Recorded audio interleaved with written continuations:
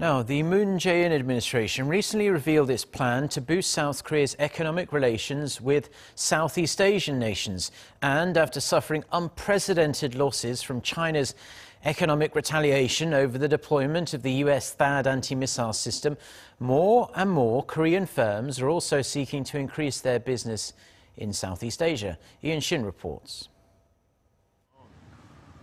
Countries in Southeast Asia are rapidly becoming major trade partners of South Korea. Within just a year, the growth rate of South Korea's exports to members of the Association of Southeast Asian Nations has grown by nearly 30%. The 10-member ASEAN region is seen as a place of ever-growing economic potential, with the region's GDP consistently increasing since 2010, and the upswing is set to continue for the coming years.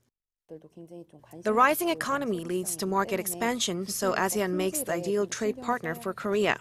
But with economic growth, the region's demand will also become more sophisticated. Producing high-quality goods and a feasible market strategy are a must for Korean companies. Researchers agree that Korea's economic interests have been focused too much on China and the US for years now. All the more reason why long-term solid business plans for Southeast Asia are needed, as many countries in the region are considered a relatively new market for Korean firms.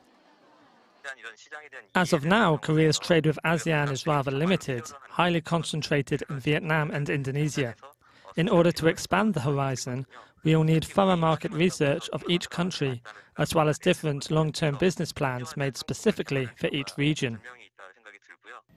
The diversification of global markets is not only an opportunity, but a much-needed strategy for Korea.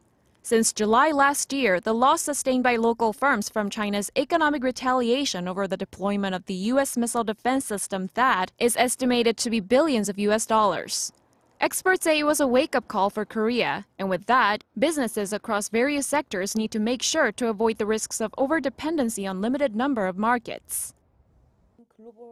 China is expected to keep nurturing the growth of its own companies.